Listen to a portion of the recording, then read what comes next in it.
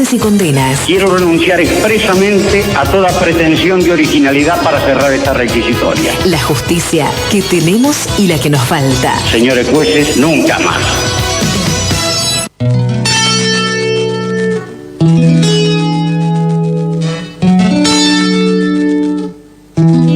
Lo teníamos haciendo pretemporada, así que llega afinadito, pulido para esta nueva posibilidad que nos da, no sé, sexta temporada con nosotros. ¿Sacó la cuenta cuánto van? No, porque me di cuenta que estoy bastante más viejo también, así que vamos a buscar los como archivos. si empezáramos de nuevo. Empezamos de cero. Bienvenido, Oscar Testa, a la mañana, así son las cosas.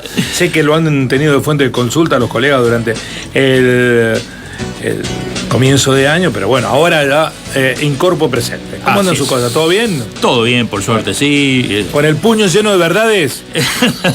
¡Qué frase, por favor!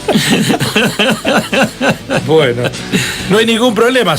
Supongo que en la justicia tampoco. No, la justicia es lo que menos problemas tiene hoy por hoy. La cara de los miembros de la corte en el discurso del viernes. ¿Cómo hacen la plancha estos? Gente, qué hermosa realmente. Gente, ¿no? En el medio de los líos que hay, pero sí definieron que Sandro no tiene hijos. Bueno, no es un detalle menor. No es un detalle menor, no, que también necesita justicia esa situación. Pero me parece que en el orden de... No, de prioridad. Definime si es legal o no el DNU.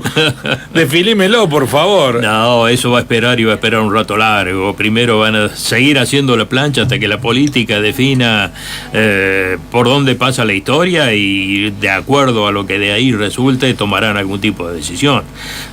Porque... digamos que eso no sorprende en absoluto, es más, hasta tiene una cierta lógica porque ya hemos hablado muchas veces en todos estos tiempos que hemos estado aquí frente al micrófono de lo que es la politización o la judicialización de la política, mejor dicho, y las consecuencias desastrosas que eso acarrea. Es decir, las políticas se tienen que resolver políticamente y la justicia debe actuar como última ratio respecto de esas resoluciones. Pocas veces he visto tanto consenso entre los juristas respecto de la ilegalidad de un instrumento, ¿no? De la anticonstitucionalidad. De la inconstitucionalidad, claro, de eso no cabe absolutamente ninguna duda. Es inconstitucional.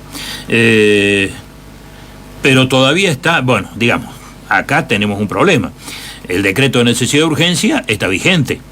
Y está vigente y está haciendo desastre, porque realmente el contenido general de una norma de estas dimensiones, que evidentemente es inconstitucional, cuesta admitir desde el punto de vista jurídico que no se tome algún tipo de medida respecto de ello. Sí se están tomando muchas medidas y algunas han afectado directamente partes esenciales o específicas del DNU que no están vigentes por resoluciones tomadas por tribunales inferiores. Tenemos que ver que en la Corte Suprema están radicadas dos causas.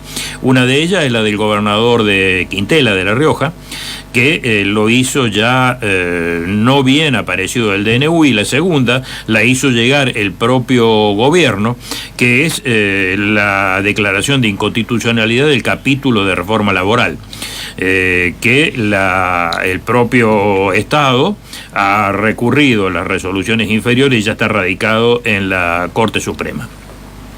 Después están también impugnadas y sin ser operativas las partes del DNU que tienen que ver con la gerenciamiento de los clubes de fútbol, con el tema de la ley de tierras, con el tema de la libertad de las obras sociales para fijar el monto a las prepagas en medicina de los aranceles que cobran a los afiliados, de la ley de tierra, creo que ya lo he dicho.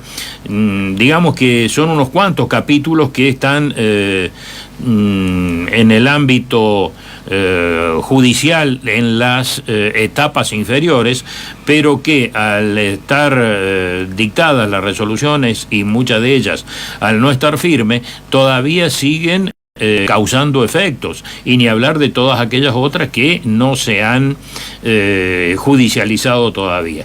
De cualquier manera, la cantidad de causas que están tramitando a nivel tribunales inferiores se cuentan por centenares a esta altura del partido, y indefectiblemente, a medida que sigan progresando, todas terminarán en la Corte Suprema, que seguramente, insisto en esto, va a esperar los tiempos políticos que de alguna manera hoy por hoy están fijados con un plazo que se extiende hasta la convocatoria a la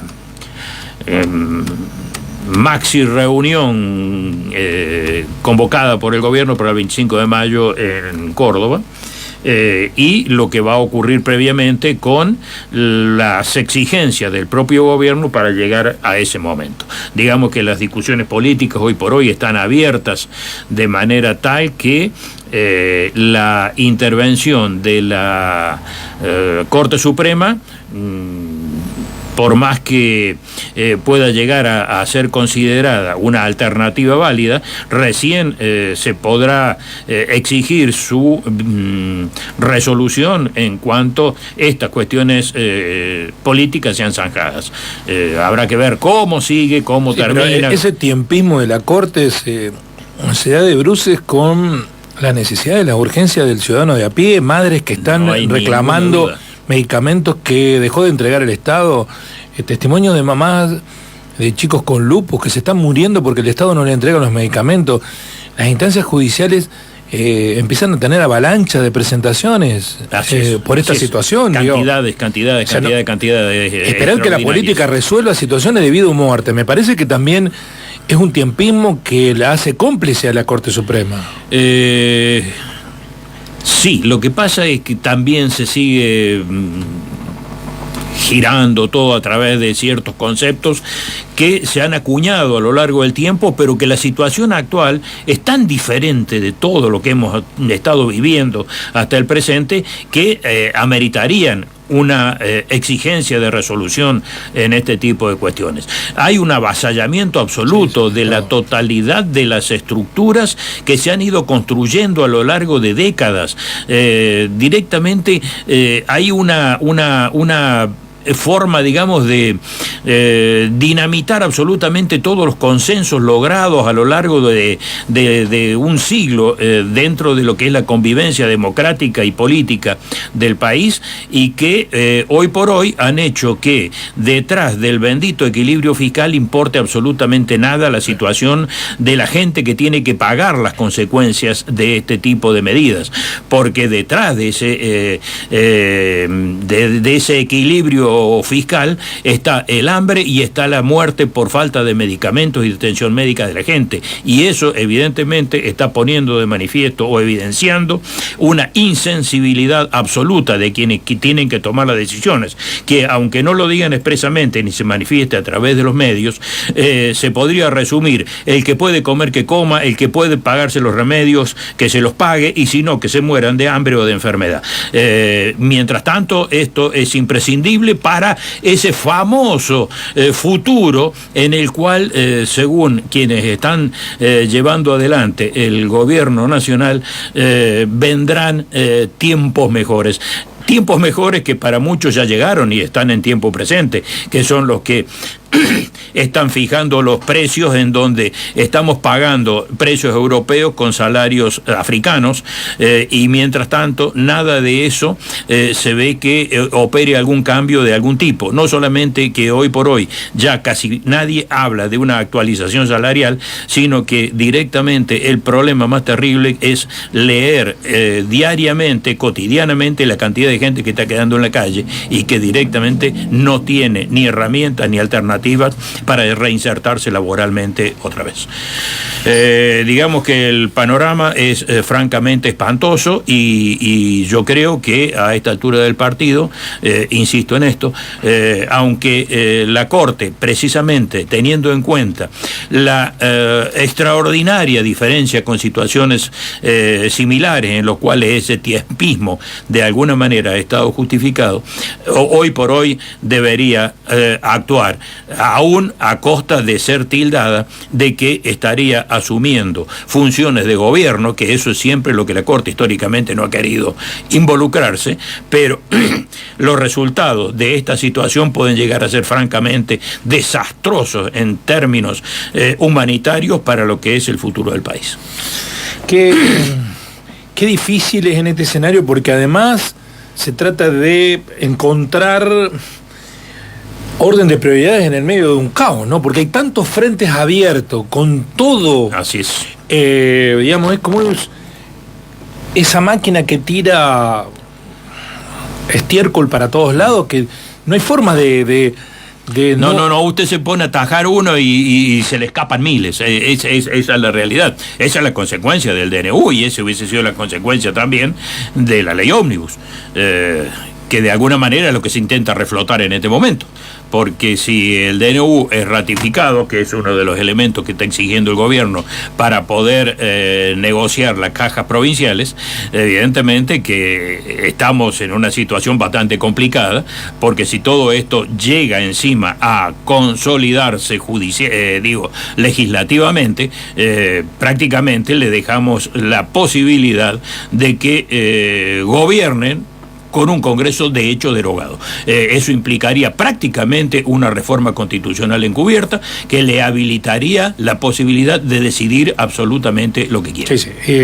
No es dictadura, es decir, eso no es lo dictadura, tenemos que decir pero cómo con se todas le las parece, letras, y ¿no? la gente lo tiene que saber de una vez por todas. Sí, eso. no es dictadura, pero cómo se le parece, ¿no? Pero por supuesto. No es dictadura, pero cómo se le parece. Digamos que detrás del argumento de que no tienen gobernadores ni tienen mayorías legislativas, buscan como posibilidad entrar por la ventana lo que no pueden meter por la puerta, seguramente que todo ello los va a llevar a habilitar la posibilidad de gobernar por decreto, haciendo absolutamente lo que quieren sin control de ninguna naturaleza. Bueno, le dejo que tome un poquito de agua, así pasa el trance sí. con su garganta, para en el final referenciar la situación que atraviesa el ex periodista Jorge Lanata.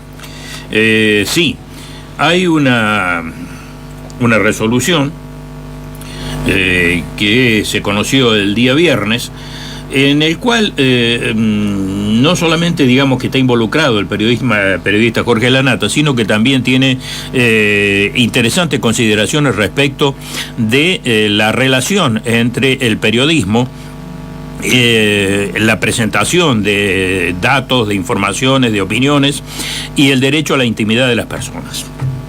Y que en este caso concreto, pese a que involucran a un medio concreto que es Radio Mitre, que es de donde se expidió, y Canal 13, más el periodista Jorge Lanata, también apunta a delimitar con claridad qué es lo que se puede hacer y qué no se puede hacer, en función de lo que es la aplicación de la real malicia por un lado, y por otro lado el conflicto entre intereses que tienen que ver con derechos consagrados constitucionalmente, como son la libertad de opinión y la libertad de prensa por un lado, y el derecho a la intimidad y a la propia imagen por otro lado. Este hecho ocurrió en oportunidad en que Lanata, en los dos medios, en Radio Mitre y en Canal 13, programa Lanata Sin Filtro, y se expresó respecto de un fallo de la Sala 1 de la Cámara Federal porteña, integrada por Freiler, Ballestero y Fará. Freiler, tenemos que recordar que después fue destituido a través de un juicio político, estaba acusado de enriquecimiento ilícito, una serie de cuestiones que después pasaron absolutamente al olvido y nunca más se supo qué es lo que ocurrió con ello. A raíz de la causa Sicone fue la causa que había involucrado a Vudú con el tema de la impresión de billetes, en el cual criticó acerbamente, lo cual está dentro de su derecho, a la que fue la resolución de la Cámara, y también de alguna manera convocó a escrachar a los jueces por parte de la gente en donde los encontrara, pero desbordó la situación cuando en el programa Periodismo para Todos, en el canal, exhibió la foto de uno de los hijos de Freiler, menor de edad, sin pixelar directamente el rostro del chico, e incitó a los compañeros del colegio a que le exigieran al niño que le diera respuesta respecto de lo que hecho por sus padres en la resolución que habían tomado al respecto. Allí se inició el juicio, que terminó ganando. El juicio lo inició la madre del chico, la esposa de Freiler, y condenaron a la Nata y a Radio Mitre a pagar 660.000 pesos de indemnización y también 50.000 pesos por el daño producido por la difusión de la imagen televisiva. Esta condena de primera instancia fue confirmada el día viernes por la Cámara Nacional en lo civil, que la dejó prácticamente como segunda instancia. Todavía le quedan algunas instancias de apelación para que tanto la Nata como los medios condenados puedan seguir recurriendo. Yo pienso que esto en definitiva va a terminar en la Corte, pero ya está lo suficientemente clara la situación como para pensar que esto terminará siendo ratificado absolutamente. Dentro de los fundamentos del fallo de la Cámara de segunda instancia, expresan que para poder difundir la imagen, y esto tiene un valor general para lo que son los medios, de un menor de edad, se debe contar con la autorización del mismo y de sus padres o responsables legales. Mientras eso no ocurra, la imagen del menor no puede ser exhibida. Esa es una cuestión que cuando hemos estado dando algunas capacitaciones y demás al personal periodístico, estaba permanentemente en boca de todos saber cuándo podían hacerlo y cuándo no podían hacerlo. Para poder hacerlo se tiene que contar con la autorización del menor y de sus responsables legales, es decir, padres o tutores. Esto obviamente en el caso del hijo de Freiler de ninguna manera había existido. Y a su vez destacaron que resultaba improcedente la doctrina de la real malicia, porque no estamos en presencia, dicen, de una noticia publicada en forma falsa o inexacta, sino que el hecho antijurídico se configura cuando el demandado incitó al escrache público de los menores en su colegio u otro ámbito social, con la exclusiva consigna que critiquen o no avalen la actuación de su padre en la magistratura, claramente en perjuicio de los derechos individuales o personalísimos de los actores, afectando su dignidad y su honor. Realmente está sumamente claro cuál es el límite entre una situación y la otra, y evidentemente que el tema de la real malicia no es de aplicación en este caso, sino la violación absolutamente injustificada del derecho a la intimidad fundamentalmente del chico. Es necesario que la justicia se exprese y se manifieste sobre esto, ya que en condiciones normales en la sociedad ese límite lo tendría que poner las propias audiencias, la credibilidad, ¿no? Exactamente, así es. Las propias audiencias tendrían que haber generado condiciones para que alguien se cuidara de hacer lo que hizo la Nata, pero la Nata estuvo cebado siempre por... Pareciera que las audiencias, en definitiva, a través de, digamos, no los contenidos, sino el odio que generan determinados personajes, determinadas situaciones y la forma en que son presentadas, pero además construyen fidelidad y construyen audiencia en eso. Ayer veía un debate en un programa de esos frívolos de la tarde respecto de que hay un nivel de violencia en el programa Gran Hermano, ¿no? De discurso violento y de que esto no había pasado y que es el reflejo de la sociedad. ¿Y qué pretenden? ¿Qué quieren? Si la Nata hacía su programa que medía 15, 20 puntos y era fuck you. Sí, efectivamente. Era fuck you. Eso era lo que proponía. Y ahora se sorprenden que la sociedad haya ido tomando, cuando el propio referente de un principal sector de la sociedad promovía el fuck you. Y lo hacía como un ejercicio cotidiano y era la práctica, el dedo principal en alza. Entonces, la nata es responsable de esta violencia instalada en la sociedad. La alimentó, la generó con sentido estrictamente político en beneficio de sus mandantes, ¿no? El grupo Clarín. Exacto. Y una línea ideológica claramente establecida. Bueno, están ahora recogiendo... Claro, cosechando lo que se efectivamente, Oscar, efectivamente. Entonces está bien que el Poder Judicial tenga que salir a ponerle límites. Sí. Y está, a esas barbaridades. Y es necesario difundirlo, porque tampoco se dice mucho esto. No lo dice nadie. No lo dice nadie. ¿Vos te das cuenta cómo funciona esto? Sí. Lamentablemente. Gracias, Oscar. Nos encanta que haya vuelto. El jueves lo esperamos por aquí. Gracias. El jueves está. Los temas judiciales con Oscar Testa.